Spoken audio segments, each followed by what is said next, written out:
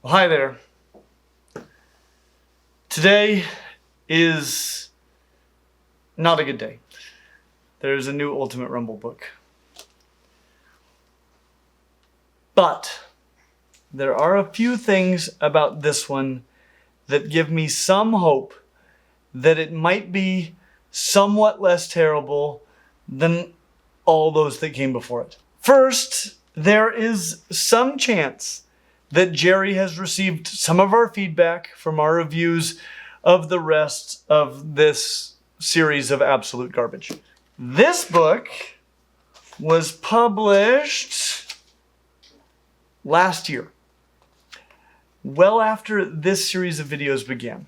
I can tell you, if I wrote a series of terrible books about a subject I thought I understood, and then found out that they were full of egregious falsehoods, I would start trying harder. So there is hope for that. Plus, this is a book about pterosaurs, which are a rat-a-tech group of Mesozoic animals. The first vertebrates known to have evolved powered flight, but a group that most people don't know well. Even people that really like other Mesozoic animals, like non-avian dinosaurs, can probably name 5 or fewer pterosaurs. In my experience, most people can only name 1, rarely more than 3, which means that Jerry would absolutely need to do some research to be able to write this book. I mean, it's pretty easy to come up with 16 animals that come from the ocean and write a book without ever even using Google. It won't be a good book. It might be one of the worst books ever written, but it's possible. But not in this case. I know that Jerry couldn't name 16 pterosaurs off the top of his head. There are like a dozen people on Earth that can do that, and Jerry is not one of those people. Nor does he know any of those people. And none of those people are speaking to Jerry as they're still mad about what happened in the Ultimate Dinosaur Rumble. And don't even get them started on T-Rex versus Velociraptor. So he had to do some research, which means that it could be better. Of course, this is probably the group of animals that are the hardest to research of any of the groupings that he's covered so far. So it could be much, much worse. But researched or not, my money is on an Asdarkid. And the reason for this will be obvious when we get to what those are. I will make sure that you learn a lot about pterosaurs in this video, whether or not Jerry helps me out. But I have learned to never, ever underestimate Jerry's ability to disappoint me. So let's get into this. I will say that I like the cover art on this one. Rob Bolster generally does a great job, though the quality of his artwork is generally much lower with extinct organisms when he can't use photos. But at least all of these are real pterosaurs. The creatures in this book are called pterosaurs. Pterosaurs were flying reptiles. They're extinct. So far, so good. And I really appreciate that he didn't say that they were flying dinosaurs. That is a very, very common misconception I've discovered. In fact, when I ask the most important question that you can ask anybody, what's your favorite dinosaur? I would say certainly in the top 10 for most common answers is pterodactyl. So it's a very common misconception and one that Jerry is not promoting, which, good on you, Jerry. So pterosaurs, like dinosaurs and crocodilians, are archosaurs. And so they are reptiles, but they're not dinosaurs. However, they are more closely related to dinosaurs than they are to crocodilians. In fact, they're way, way closer. There are 2 big archosaurian lineages.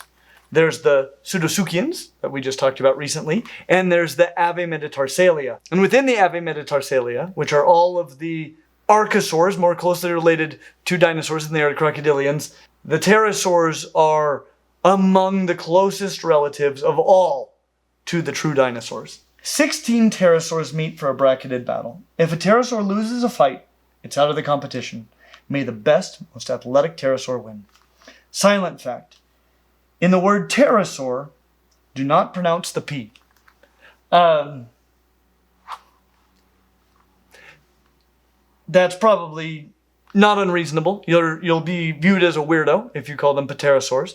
At the same time, well, the word pterosaur means winged lizard or winged reptile, depending on how you want to translate the saur portion. But the ptero relates to wing. Now, interestingly enough, in Greek, where that comes from, the P wasn't silent. So if you really want to go back to the source language, it probably should be pterosaur, but you again will be viewed as a powacko if you call them that. Aerodactylus and other pterosaurs had 2 legs, and Aerodactylus's feet were not able to pick up food. Okay, so it looks like we've already gotten to the first 2 contestants. Aerodactylus and Kabutops. Pterodactylus. So this is flight finger versus wing finger. This is how scientific naming is supposed to work. These are such appropriate names. So pterosaurs in general have 4 fingers. So their 5th finger is really reduced or gone, but they've got these 4 fingers. And their 4th finger is actually the really long finger that forms a goodly percentage of the wing. Depending on the group of pterosaurs, it might be the majority of the wing is just that 4th finger. And then these 3 fingers generally protrude out of the top of the wing. So if you're going to call something anywhere in existence flight finger or wing finger, these are the things to call that. Just for the record, there is significant debate about whether or not Aerodactylus is a unique genus. Many pterosaur paleontologists consider it to be a group of juvenile members of the genus Pterodactylus. So this may be Pterodactylus versus a smaller, younger Pterodactylus. Either way, this is a battle of 2 pterodactyloids, which means that these are both more derived pterosaurs with short tails and long hand bones, metacarpals. And looking at this, looks like Rob did a great job with his wings. There are a lot of things that can go wrong with pterosaur wings when people depict them in art. Much of the time, they don't have those extended metacarpals. And then sometimes, these are the worst situations, they give them additional fingers down into the wing membrane like a bat. But pterosaurs don't have this. Bats have multiple fingers down in the wing membrane and then just a single finger that protrudes out that's independent, whereas pterosaurs just have the 1 finger and then a whole bunch on top. Though these are both early pterodactyloids, as later pterodactyloids are all toothless. This pterodactylus just flew into an area where another pterosaur lives. Uh-oh. Fact, pterosaurs were not dinosaurs. Honestly, this is pretty good for Jerry. People tell me that various pterosaurs are their favorite dinosaurs all the time. My bar is low, but we're a whole page in, and other than the fact that one of the 2 genera arguably doesn't exist, I don't have any problems with the facts on this page. Well done, Jerry. Well done. As for the winner, I'm going to go with the big one. These 2 genera are so similar that most recent research suggests that Aerodactylus is just a younger Pterodactylus. If so, I'm going with the older Pterodactylus. As a rule, older juveniles and adults usually win fights with younger juveniles. And I would pick an adult to defeat a different species that just looks like a juvenile as well. So I'm going with the big one here. And for the record, neither of these are large. Pterodactylus had a wingspan of just over 1 meter, and Aerodactylus looks to be, well, just a juvenile Pterodactylus. Insects were probably the first creatures to fly. Pterosaurs were the first vertebrate animals to fly. That's a fact that I don't think most people have thought about. Jerry! The Aerodactylus notices the Pterodactylus and flies toward it. The Pterodactylus dodges the Aerodactylus. The Aerodactylus is forced to crash. Well, that's the stupidest way for this to end. It's the right outcome, but a stupid reason. I mean, smaller birds do harass larger birds all the time, but how often do you see the big bird dodge the attack and the smaller bird crash to the ground as a result? But though these head crests don't look quite right, I do appreciate that Rob drew both of these to have the same basic shape and different sizes. So I'm going to give a point to Rob, but Jerry just lost any points that he'd acquired. Name fact. Pterodactylus means wing finger. True. Bone fact. Vertebrates are animals with spines. Pterodactylus wins. Their names are challenging. Sound them out. Sound them out is a tough ask when the words start with a silent P and an AE respectively. Hooking on Ponex, working for me. We ain't gonna move a lot of tapes this way. Dimorphodon versus Quetzalcoatlus. This is a shame. Dimorphodon is a rad little pterosaur, and I was hoping that we would have a lot of time to discuss it. But Quetzalcoatlus is one of the Asdarchids that I was referring to before. And it's not just one of them. It's potentially the biggest one described so far. It's maybe as tall as a giraffe. It has a wingspan, conservatively, of over 10 meters. It's huge, though possibly not the largest of all. Dimorphodon, on the other hand, is much smaller. Its wingspan is under 1.5 meters. Not tiny. There are many pterosaurs smaller, but Jerry did him dirty, which is a shame because Dimorphodon is so cool. It is the first non-pterodactyloid that we've encountered. Unlike pterodactyloids, it has a long tail and short hand bones, metacarpals, and thus a proportionally shorter wing. But in the case of Dimorphodon, a huge head. Dimorphodon means two forms of teeth, which is sort of true. It has teeth of different sizes, but they are morphologically not very different, which is probably why when a pterosaur with truly different tooth forms was described, they named it Eudimorphodon, meaning true two-formed teeth. Kind of a sick burn. Anyway, Dimorphodon is cooler looking than Eudimorphodon. I think it is one of the coolest looking of all pterosaurs. It's a shame it's not going to make it out of round one. The Dimorphodon was a medium-sized pterosaur. It had two different types of teeth, sort of. Long and short, which is true. It is looking forward to biting the Quetzalcoatlus. I bet it's not. I bet it's really not looking forward to how this is going to go. Sky fact. Dinosaurs walked on land. Pterosaurs flew in the sky. Pterosaurs also walked on land, and many dinosaurs contemporaneously and to this day fly in the sky. It's even been hypothesized that the rise of the flying dinosaurs at least partially explains the disappearance of smaller pterosaurs, especially during the Cretaceous. So some dinosaurs certifiably did and do fly, and pterosaurs walked, but they didn't walk in the same way. They walked like the Quetzalcoatlus in this image. We know this not only from analysis of their morphology, but from highly distinctive trackways. Though there is evidence that bipedal locomotion was possible for some pterosaurs as well. Quetzalcoatlus was the largest pterosaur that ever lived. Probably not, but it was the size of a fighter jet. No, it wasn't. It was. It had a wingspan like a fighter jet, but there's a massive difference in the actual size, like at least as you would measure in terms of mass. This is going to weigh a few hundred pounds. Fighter jets weigh much more than that. Maybe someday the fossil of a larger one will be found. Will you be the scientist that discovers it? This may already have happened. There is one that was just discovered in Transylvania that they're calling Dracula that may have a wingspan almost double that of Quetzalcoatlus. Fact, a fossil is a rock impression of something that lived hundreds, thousands, or millions of years ago.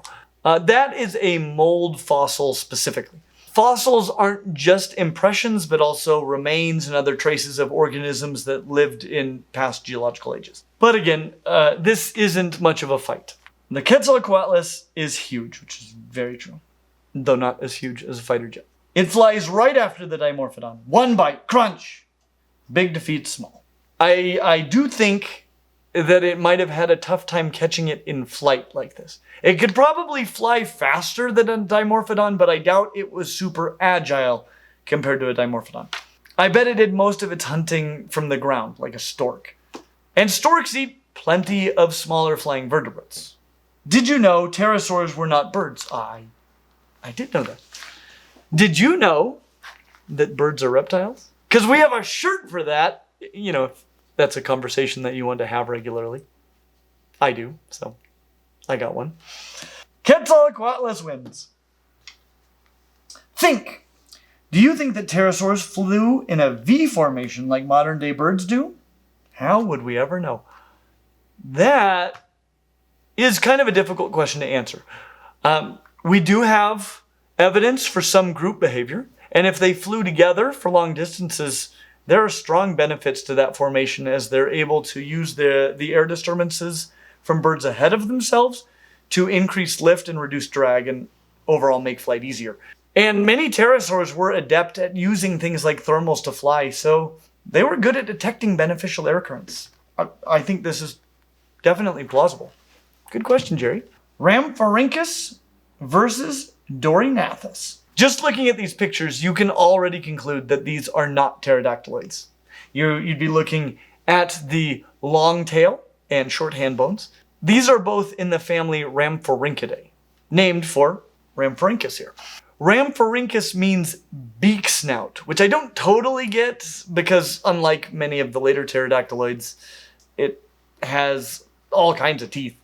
Big gnarly ones that protrude forward, though the tip of the jaws is toothless and beak-like, which is not like what you see on this purple guy. So hopefully the green guy is the Rhamphorhynchus. Dorinathus has sort of the opposite teeth. Well, I mean, they're still big, gnarly, and forward projecting, but the front of the mouth, where the beak is in Rhamphorhynchus, is where the biggest and gnarliest teeth are in Dorinathus, which means spear jaw. And fair enough. Though, you know, the purple guy doesn't really show this either. So I hope that the green guy turns out to be both of them, and the purple guy is just some other non-pterodactyloid that happened to fly by. Some people think pterosaurs looked like bats. Bat wings have 5 fingers. Pterosaurs had 4 fingers. This is great. Also, and I've seen this messed up many times, bats have more than 1 finger involved in the wing membrane, and only a single finger free of the membrane, unlike the 3 in pterosaurs. But this is all true. The name Rhamphorhynchus means beaked nose. It had a long, strange tail. Scientists think it might have controlled its flight by moving its tail, which very likely. Is this gonna be a rare situation where Jerry does a better job than Rob on a page? We think Dorinathus was a fish eater. It lived near the ocean. Pterosaurs lived millions of years ago. How could we know what they ate? We look for clues. Indeed we do. Name fact. A dory is a wooden workboat. I think this is true, but I don't think this has anything to do with the name Dorinathus. We may see some boat jaws later, but these are spear jaws. So we'll call this page a tie for Jerry and Rob. As for which of these pterosaurs would win, neither are really set up to eat vertebrates near their own sizes. They probably ate mostly waterfish. They're both about the same size with a wingspan between 1 and 2 meters. I would say that they would only engage with one another in a territorial type dispute and would be very unlikely to fight to the death. And that dispute could totally go either way, but I'm hoping for a good old-fashioned dodge and crash. The Rhamphorhynchus sneaks up on Dorinathus while it's hunting for fish. The Rhamphorhynchus decides to be aggressive. It smashes into the Dorinathus. Sounds like they're both going to lose. Like Rob and Jerry on the last page. The Dorinathus is in trouble. Rhamphorhynchus's sharp teeth finish the job. Finish the job? Based on this picture, it looks like Dorinathus ate a fish and the beakless Rhamphorhynchus flew away, which is probably a more accurate outcome. Rob wins this page, I guess. As does Rhamphorhynchus, apparently. Tropiognathus versus Nemicolopterus. This is like a fight between a barn swallow and a small moth. Nemicolopterus is probably just a baby Synopterus. It has a 10-inch wingspan. This is its skeleton that was sent to me so kindly by Steve from Paleoanalysis. It is so tiny. If it is Synopterus, it might get to be almost 2 meters. But Tropiognathus had a wingspan in excess of 8 meters. No long tails on either of these guys. They're both pterodactyloids. But Rob is losing this page so far. look at the metacarpals on Nemicolopterus. You were doing so well. I mean, sort of. You were doing well with metacarpals. But both of these guys had some rad head ornamentation. Tropeognathus means keel jaw, for reasons that you can figure out if you know what a keel is. This is scientific naming at its best. Nemicolopterus, forest-dwelling wing, not as good. But no worse than Sinopterus, Chinese wing. But Jerry could win this page. The name Tropeognathus means keel jaw. Its head was shaped like the keel of a boat. Good job, Jerry. Tropeognathus was larger than the average pterosaur. It could have a 28-foot wingspan. He's killing it! The Nemicolopterus is the smallest known pterosaur. A human could hold one in their hand. Nemicolopterus lived millions and millions of years before humans. Nemicolopterus probably ate insects and small worms. This is all plausible. And as crazy as this is, do you notice that Nemicolopterus is toothless? It is more closely related to Quetzalcoatlus than is Tropeognathus, despite their giant size discrepancy. And since it's about to get swallowed whole, I thought I'd better mention that now. This matchup is not fair. Huge versus tiny. Correct. That didn't look good. It'll be a quick battle. Yes, it will. The Tropeognathus flies over the Nemicolopterus. Is the Nemicolopterus shifty and sneaky? Doesn't matter. Gulp! The Tropeognathus swallows it. Yeah, good job, Jerry. But, check this out. Rob fixed his metacarpal mistake. Good job, Rob. Tropeognathus wins. We can only wonder what pterosaurs tasted like. If Tropeognathus lived today, it could swoop down and capture you on your way to school. Yikes. And they can only wonder what we would eventually taste like. Pteranodon versus Nyctosaurus. So this is one pterosaur that I think most people, well, maybe not most people, but most of the people watching this video probably know about. And even if you didn't know its name, when people think of a pterosaur, this is the one they're thinking of. The most abundant pterosaur in the fossil record. Pteranodon. The wing without teeth, which tells you a great deal about it. And it does have a small tail and long metacarpals that you would expect from a pterodactyloid. Now, Pteranodon has some iconic head ornamentation, but nothing on its cousin, Nyctosaurus, which means night lizard, and reflects the fact that this guy was named before we discovered its absolutely insane head ornamentation, which grew to be about 3 times as long as the rest of the skull, and may have looked like a giant fork or a flag. So fork head or sailboat wing might have both been valid names for this guy. It's a bonkers little pterosaur. And it isn't that little. It could have a wingspan over 2 meters. But compared to the 6-meter wingspan of the largest member of the genus Pteranodon, this shouldn't be much of a fight. A Pteranodon's head looked too long for its body. When a Pteranodon flew, it steered with its wings, tail, legs, and the crest on its head. Definition: crests were part of a creature's skull. They were usually located between the eyes. Pterosaurs had many differently shaped crests. The bubbles are back. They disappeared for a lot of pages there. But this is true. The Nyctosaurus had a very unusual crest on its head. It sure did. It might have been the strangest head of all. It may have looked like a giant sail on a sailboat. Jerry and I converged on a thought. Please let this mean that Jerry is becoming more like me. Could Nyctosaurus crest protect it from being attacked from above? I'm going to go with no. The Pteranodon flies over and bites the crest of Nyctosaurus. It doesn't hurt the Nyctosaurus. The Pteranodon doesn't let go. It hangs on and on. Okay, nobody has said ouch. The Pteranodon wears the Nyctosaurus out. The Nyctosaurus has to land to catch its breath. It got tired of not having to do its own flying. Not hurt, just tuckered. I never know what the standards are for these fights. Is it a fight to the death? To the ouch? To the breather? Not clear. The Pteranodon moves in and eats it. Okay, well. That would be a problem. Pteranodon wins. Okay. Oh. Now, interestingly, Nyctosaurus on this page doesn't have any free fingers. But I think it did on the last page. Which is interesting. Nyctosaurus did have fewer clawed fingers than most pterosaurs, and they were highly reduced. So they may not have been visible with the flesh in place. But it either had them or it didn't. And I guess Rob decided to hedge his bets and be wrong once, for sure, but he's not going to be wrong twice. And that's interesting. We have no fingers on this guy either. So who do we have here? Okay, so we got Tupuxuara versus Aerodactylus.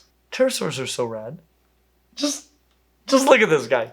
When you can fly away from predators, you can afford to look absurdly extravagant. Okay, so toothless, long hand, short tail. You already know a lot about Tupuxuara. Though it did have fingers. Jerry might actually win this book, which is crazy. Okay, Aerodactylus, long hand, short tail. Crazy teeth, but only at the end of its skull. Like the polar opposite of Rhamphorhynchus. I have seen it depicted like a pelican, but it was probably more of a vulture. Tupuxuara was a toothless pterosaur. Time fact, pterosaurs lived during the Triassic, Jurassic, and Cretaceous periods in Earth's history. Also true. Look at you go, Jerry. You're winning this page so far. At first, paleontologists thought the duck-billed jaw of the Aerodactylus was for catching fish. Later, they thought the jaw and teeth were designed for filter feeding. Nope! Now they think Aerodactylus ate carrion. You're on fire, Jerry! Definition: a paleontologist is a scientist who studies fossils of plants and animals. That works for me. Definition: carrion are decaying dead animals. Great! That's a point for Jerry! He won the page. He might have discovered Google. But I know better than to get my hopes up just yet. Never underestimate him. Okay, but who would win? These are both the same size, around 5 meter wingspan. But of the two, Tupuxuara was the main one thought to have been a hunter. So I'm going that way. In reality, it probably wouldn't hunt something as large as Aerodactylus. But we'll see. The Tupuxuara uses its pointed head to poke the Aerodactylus. It causes minor cuts. Does this mean its beak? I've never heard someone say that anhingas spear fish with their pointed heads. Is he talking about the crest? Okay, so it cut the Aerodactylus with its pointed head somehow. The Aerodactylus quickly turns on the Tupuxuara and forces it to the ground. The Tupuxuara breaks a bone in one of its wings. It breaks a leg also. Uh-oh! There are hungry velociraptors nearby. Oh, great. Not a bird this time, but another feathered maniraptoran dinosaur is going to intervene. Name fact, Aerodactylus means sail finger. That's true. Tupuxuara means familiar spirit. This is not great naming. And that was not a great outcome. But Aerodactylus, it did get some fingers. And let's see. I actually think I see them on the last page. Okay, sorry, Rob, you're still in this. Anyway, Aerodactylus wins. Victory by Velociraptor, which didn't live at the same time as these guys, but hey, what are you going to do? By the way, we have some gigantic news about Velociraptor for you soon. So stay tuned for that. Something to bring you joy in a world full of who would win books. Anyway, Thalassodromeus versus Leopteryx. The Sea Runner versus Stonewing. Thalassodromeus was above average in size. Its long name means sea runner. Like other pterosaurs, the Thalassodromeus' eyes were on both sides of its head. Pterosaurs had what's called monocular vision. That means each eye looks in a different direction, which is kind of true. What it really means is that there's not much overlap in what each eye can see. So, I mean, you know, like as far as having, you could have one eye and have monocular vision. Where you get binocular vision is where the field of view of one eye overlaps with the field of view of the other eye, and that gives you depth perception from more than just an object becoming larger or smaller. When you have monocular vision, you can see the object become larger or smaller, but you don't have that same ability to detect depth because you don't have that overlap between two eyes. Leiopteryx fossils are very rare. They were originally thought to belong to a bird.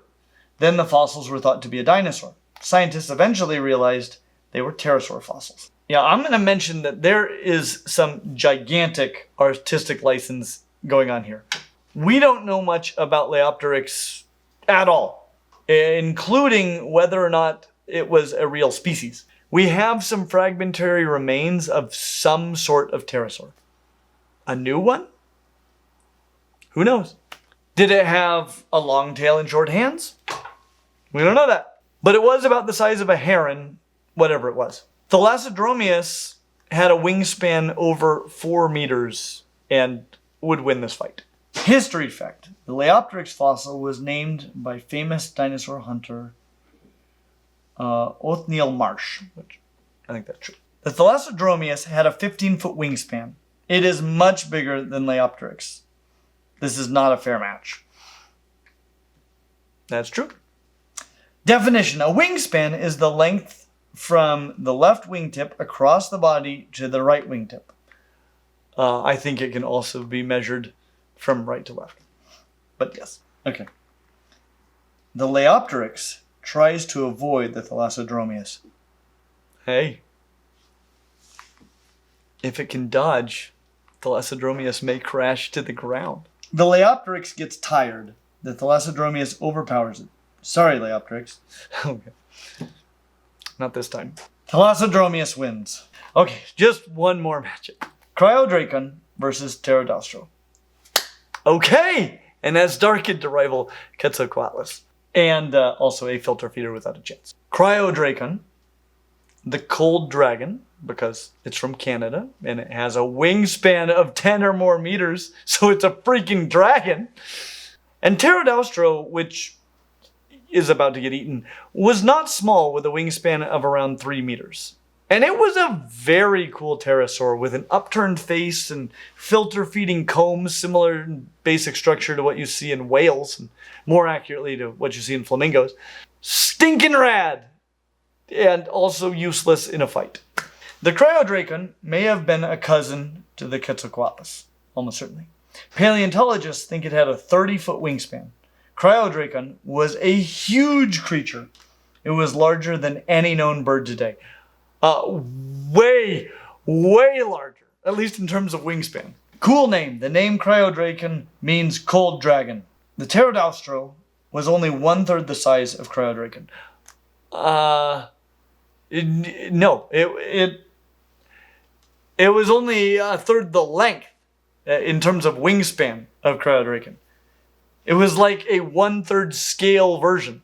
And 1/3 scale versions are not 1/3 the size of the full-sized object unless it's a one-dimensional object. When it comes to three-dimensional objects, like pterosaurs, they are 1/3 as long, 1/3 as tall, and 1/3 as wide as the original. A 1 inch by 1 inch by 1 inch cube has a total volume of 1 cubic inch. A 3 inch by 3 inch by 3 inch cube doesn't have a total volume of 3 cubic inches. It has a total volume of 27 cubic inches.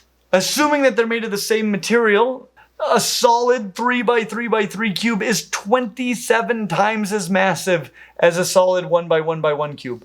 And the same thing is true for pterosaurs. So no, it wasn't 1/3 the size of Cryodrakon. The Pterodaustro had rounded jaws with a mouthful of brush-like teeth. Its teeth were perfect for filter feeding on creatures from the ocean.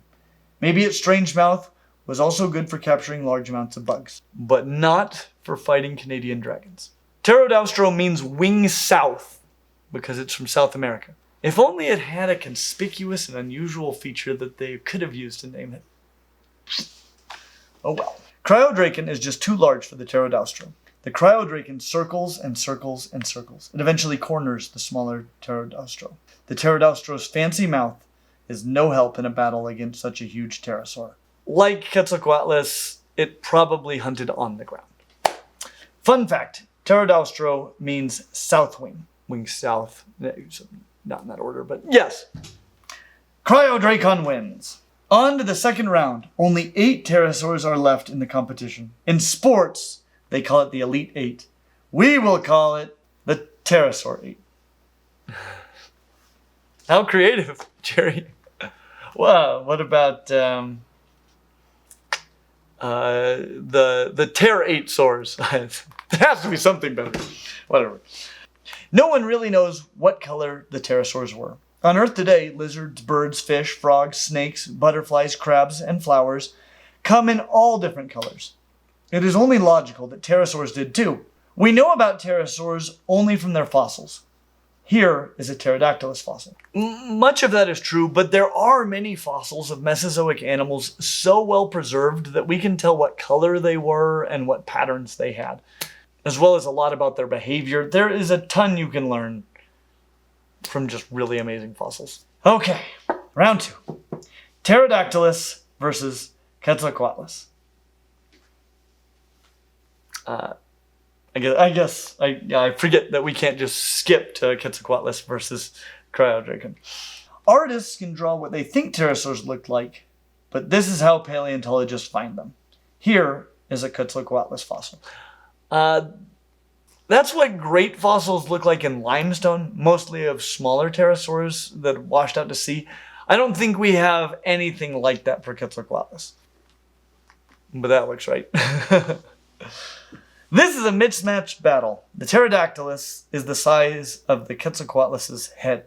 The Quetzalcoatlus is overpowering. It just flies over to the Pterodactylus and eats it. Again, probably a terrestrial predator. Quetzalcoatlus wins. Yes, it does. Rhamphorhynchus versus Tropeognathus. The Rhamphorhynchus had mean-looking teeth. Paleontologists think the Rhamphorhynchus was a fish eater. Mean-looking teeth like that are often for grabbing and holding slippery prey.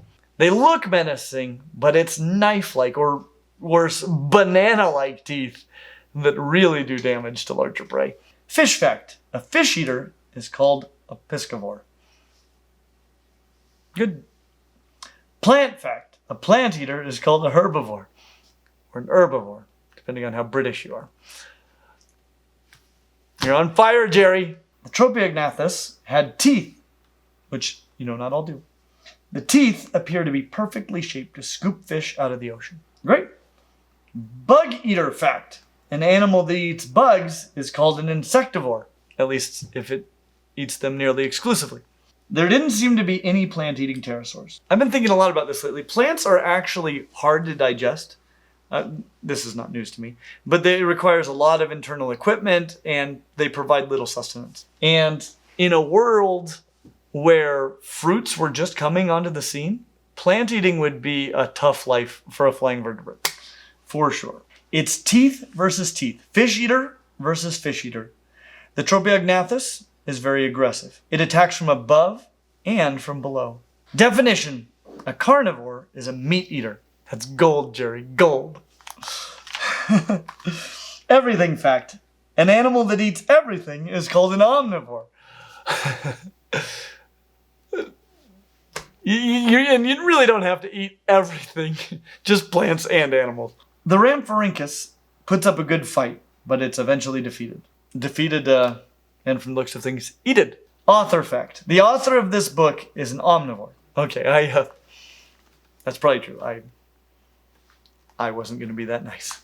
Tropeognathus wins. Pteranodon versus Aerodactylus. Okay. 2 big pterodactyloids. One with teeth and one without. One a predator and slightly larger. The other smaller and that also probably didn't kill what it ate. So my bet is on the Pteranodon. Of course, I have no faith in Jerry. Aerodactylus may be the Chuckwalla of pterosaurs.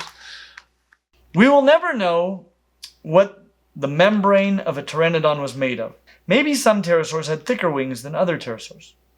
Could the wings have been see-through? You know what? Ethan Harvey is here. And I think we know a lot more about pterosaur wings and color than Jerry seems to realize. So let's take a break and let him teach us a bit about what we know about pterosaurs and how we know it.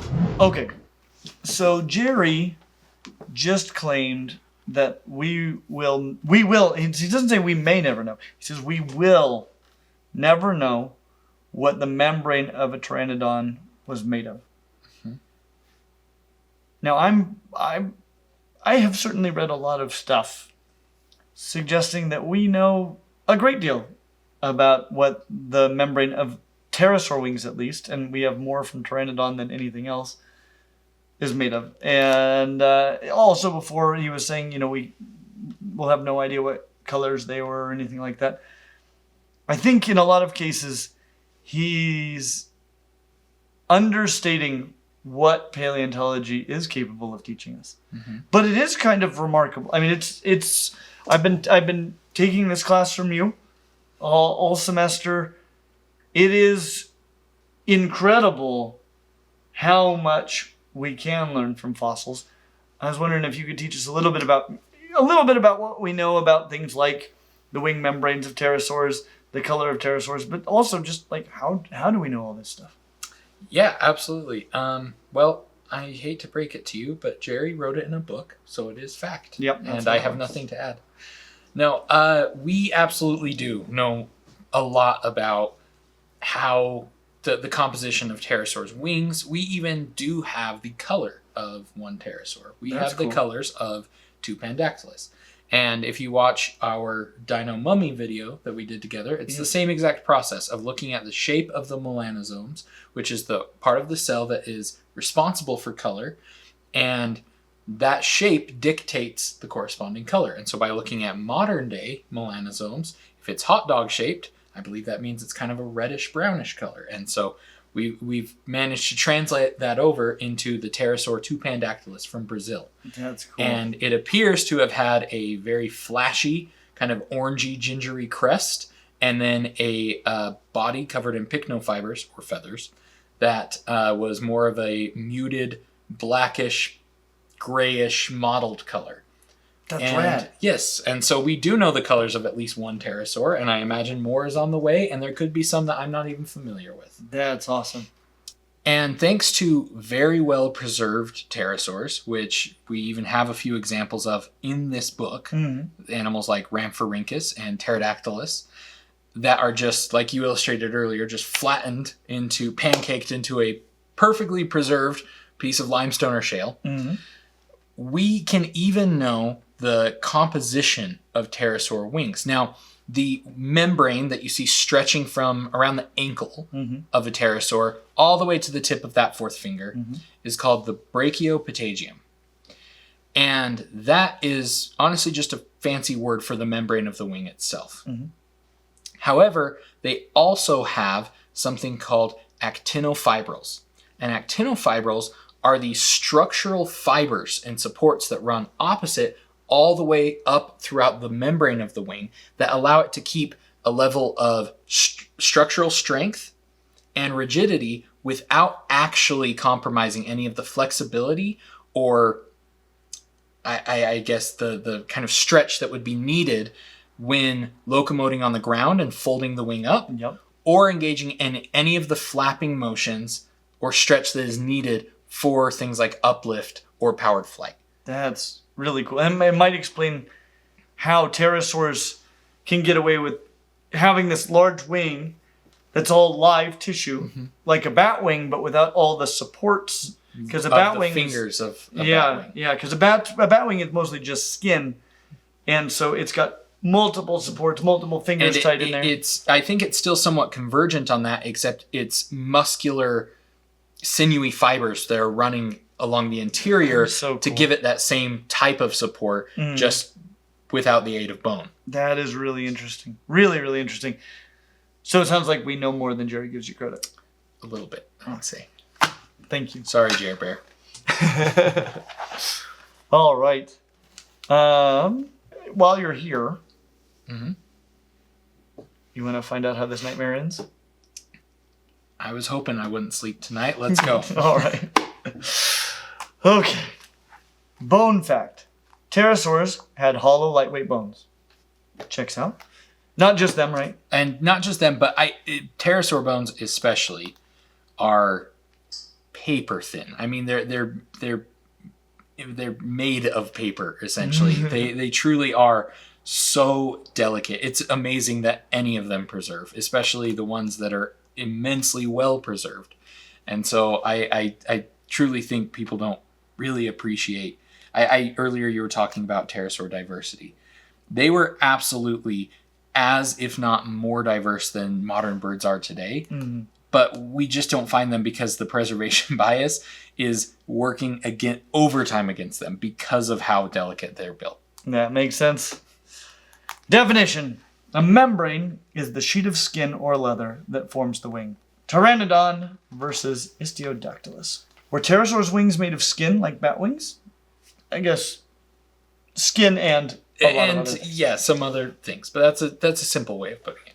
See-through fact. Dragonflies, some butterflies, and other insects have transparent or see-through wings. And if you've ever seen those butterflies with the see-through wings, they're stinking rad. Okay, but so here's the question. This is the big one. Mm-hmm. Pteranodon or Aerodactylus?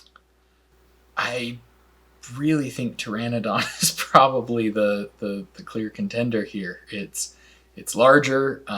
It seems to have actually hunted prey.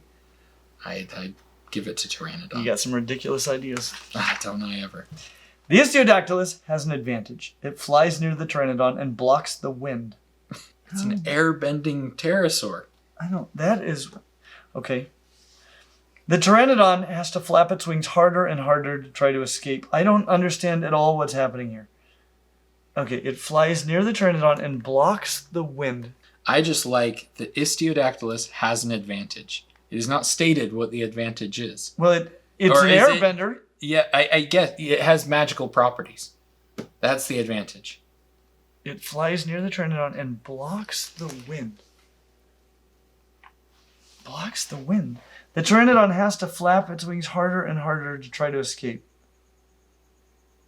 Fun fact. Some species of pterosaurs lived over 100 million years ago. Fact. That's true. That is true. That's way true. They lived way older longer than that. Yeah. A lot older than that. The fight goes on and on. They must have been extra tough. The Aerodactylus eventually sits on the Pteranodon. This forces the Pteranodon down to the ground. Aerodactylus wins. This is the... Okay, so it wins by sitting on it. It is the Chuckwalla, but way stupider than the Chuckwalla. Okay, I will say one thing. All of the outcomes of the fights in this book have been fine, except for Aerodactylus. Yeah, this one is, I feel, double egregious because it's not even bringing up a realistic way for this possible outcome to go down. Because I mean, it's quite a bit smaller than Pteranodon. It does have some benefits. For example, it would be easier to wound a Pteranodon with teeth versus... What about its pointy head?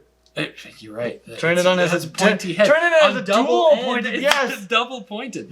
But so you know, if you have something like teeth, it might be easier to shred something like a wing membrane, mm-hmm. right? Or just how delicately built pterosaurs are. I can see that there's a slight advantage there, right? That would be it opens with the Aerodactylus has an advantage. That would be a good advantage to name. But then it wins by blocking the wind and sitting on it.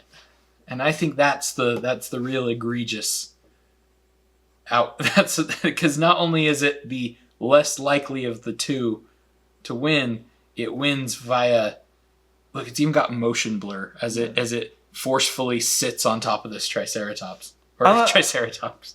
As it forcefully it's breaking my brain, it's so bad. I am as outraged. It forcefully sits on the Pteranodon. Somewhat earlier than normal. This is really bad. This one really is upsetting. It's because the rest have been decent. So he lulled me in. He got me again. Exactly. Okay. Okay. Thalassodromeus versus Cryodrakon. Here comes a heavyweight match. By the way, who's going to win this? Well, Cryodrakon is like 4 times the size. But it is a bummer because if you were to put Thalassodromeus against pretty much any similarly sized pterosaur, this is an animal that it essentially has a guillotine bite. Mm-hmm. So absolutely I'd vote Thalassodromeus. But if you put it up against any giant as Darkid, it's not the most fair. Here comes a heavyweight match. As we watch this match, think about this. A human has never seen a live pterosaur. A pterosaur never saw a human being. We missed each other by about 65 million years, which is a shame. I never stopped thinking about that. Yeah, no, it is upsetting. Yeah. It is really, really upsetting. People have asked me what's the worst part of being a paleontologist, and I tell them it's that I will never get to see my study animals alive. And that's why I, for a long period of my life, stopped learning much about dinosaurs and started learning about other things. And then one day I woke up and went, what was I doing? Dinosaurs are the coolest things that ever lived. And pterosaurs, not far off. No, they are not. The Thalassodromeus has a cute name, but it should not be fighting the giant Cryodrakon. We would love to see the battle between these two. The Thalassodromeus has never seen such a huge, hungry pterosaur. Okay. The Thalassodromeus takes off flying, but the Cryodrakon is faster, but probably not very maneuverable. Doesn't say that. It flies up high, but the Cryodrakon can fly higher. It screams and honks loudly, but Cryodrakon screams and honks louder. I didn't know this was a honking contest. Honk, honk! The Cryodrakon bites the wing off the Thalassodromeus. That ends the fight. That is a real disappointing outcome. Like when you're flying and one of your wings gets bitten off. Cryodrakon wins.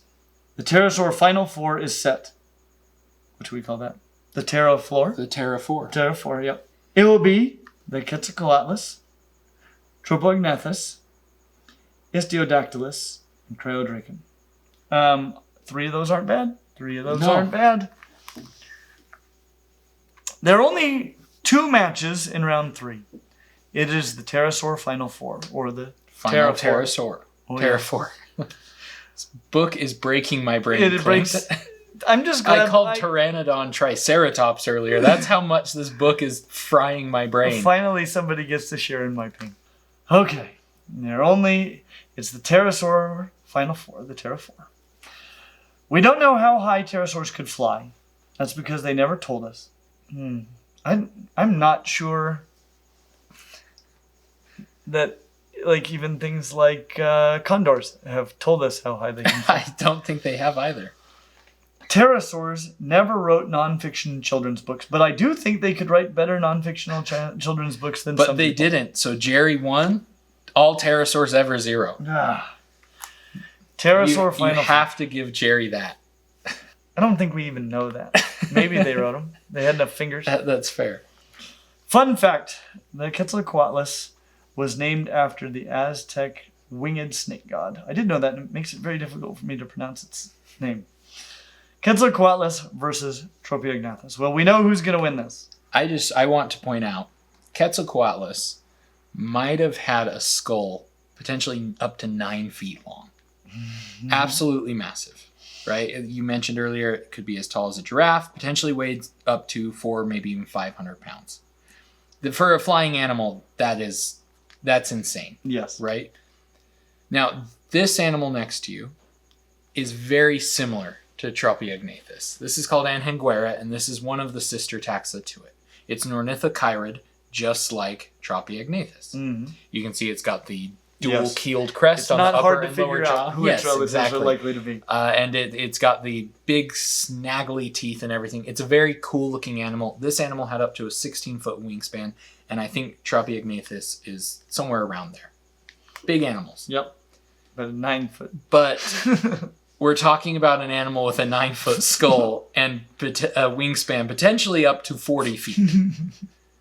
I think this is another situation like the Thalassodromeus, where I'm like, if you put this animal up against other similarly sized pterosaurs, it might have a chance. The teeth are primarily for fish eating, but that's the good thing about teeth. They tend to be a pretty good multi-tool. Yep.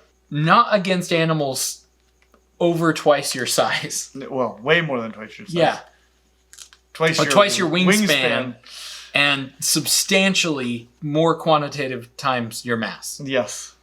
Yep. No. So I don't have a good feeling about this for Tropiognathus. Okay, so here's some questions for us. What do you think? Did pterosaurs fly as high as treetops? I think they would have to fly higher than that, or they would be hitting into the trees. Did they fly a mile high? Did pterosaurs prefer to fly over the ocean? Did they prefer to fly over land? I think that would depend on the pterosaur. Yeah. Okay.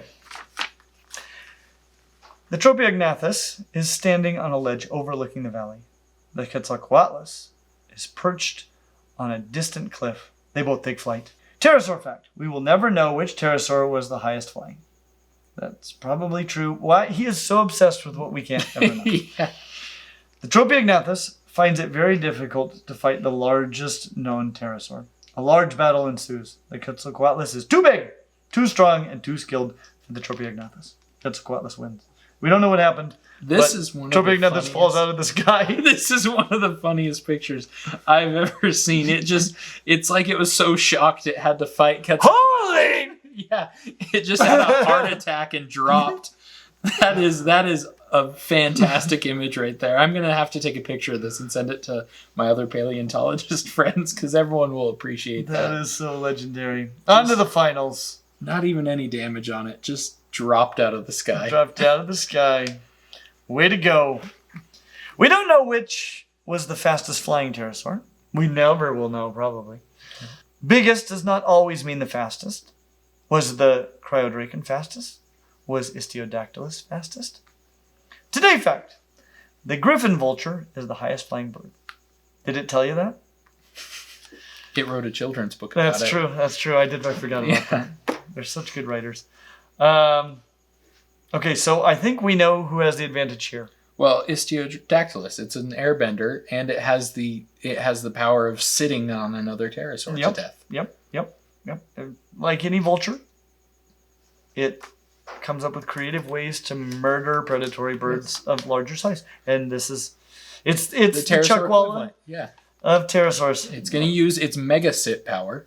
Yep. To actively crush the Cryodrakon. So Aerodactylus versus Cryodrakon. The Aerodactylus sees the giant Cryodrakon, but it ignores it and continues flying. That is actually what would happen. So they don't fight. Yep. This is great, but I have a feeling that will be a mistake in this case. The Cryodrakon changes direction. It flies directly at the Aerodactylus, which dodges it, and the Cryodrakon falls to the ground, I think. Yep, it blocks the wind. It's time for a fight! Who will battle the Quetzalcoatlus in the championship match? The giant shadow of Cryodrakon intimidates the Aerodactylus. Now the Aerodactylus has lost the will to fight. Does it fall out of the sky too? The Cryodrakon moves in for a close-up battle. A bite here and a bite there. I think a single bite would be everywhere. Yep, right. The Aerodactylus can no longer fly. Cryodrakon wins. On to the championship match. Well, finally! I'm appreciating that these animals are essentially just looking at the giant kids and giving up. Yeah.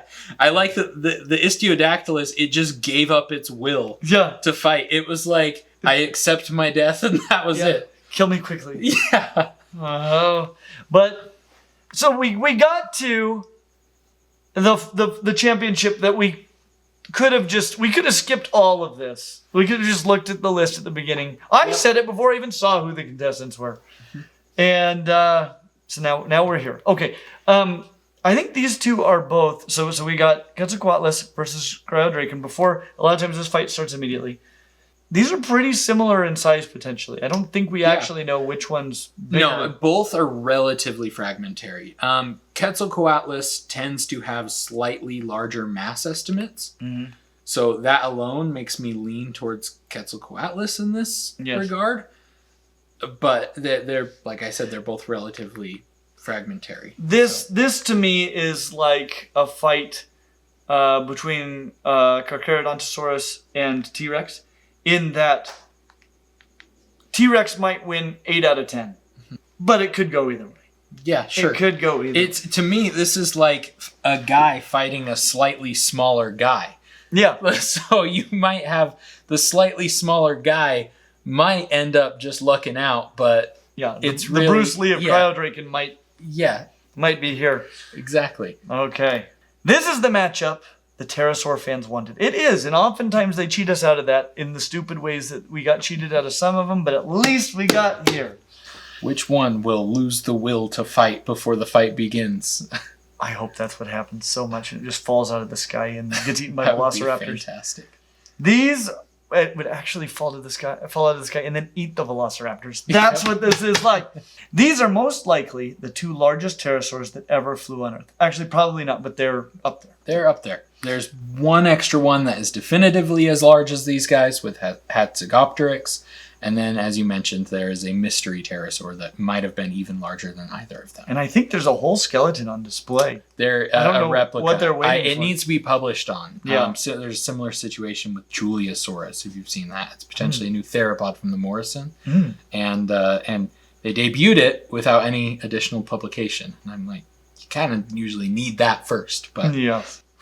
This championship fight starts in the air. Both pterosaurs get a lift from the updraft of strong wind. The Cryodrakon and the Quetzalcoatlus entangle their wings a few times as their mouths snap at each other with their pointy faces, pointy heads. But they only have one pointy head. That's right. They're not a double pointy head like the Pteranodon is.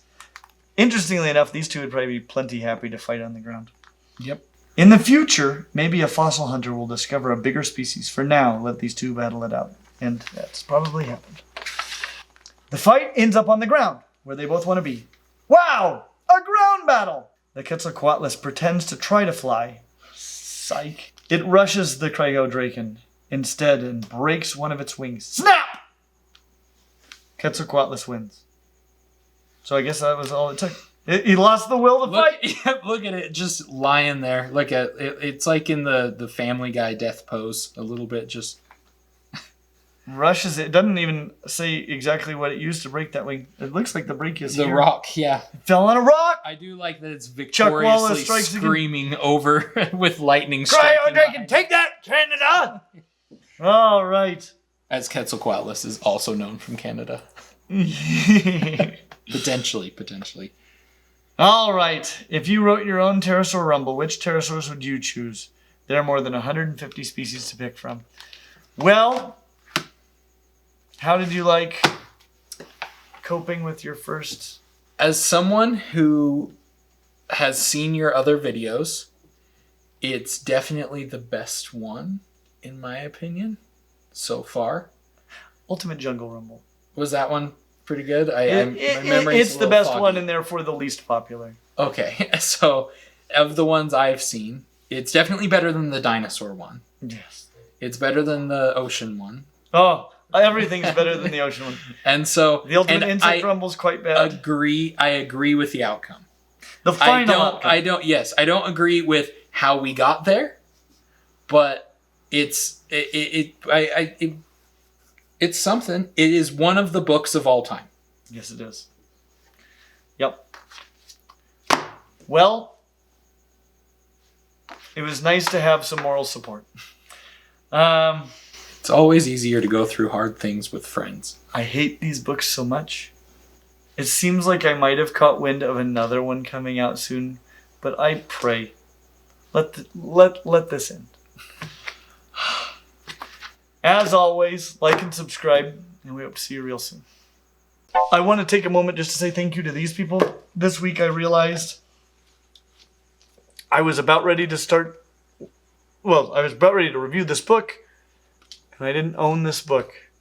And the last thing I want to do is buy one of these books with my own money. So thank these people that support us on Patreon who bought this horrendous book for me. This wouldn't have happened without them.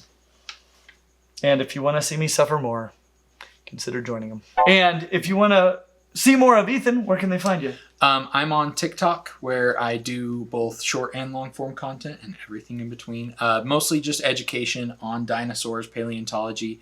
A lot of my active ongoing research will be discussed there, and you'll get to see where I'm going as I can do that. The TikTok username is @T_Rexcellence, so @TRexcellence.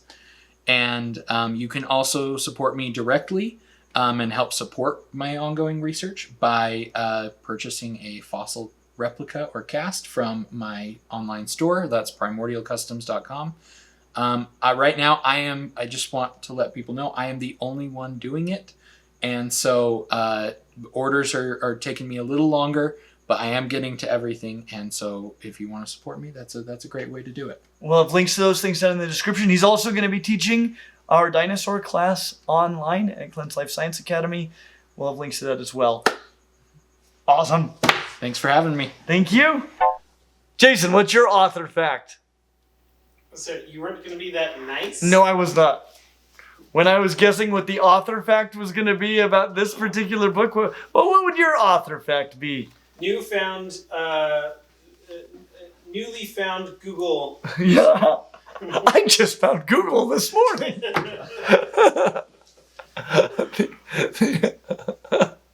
Love it. What's your author fact, Will? Oh, he's a world expert on pterosaurs. That's You have an author fact for us? Contender for worst outcomes of hypothetical fights. Yes. Yes. Okay. Slightly worse than a coin.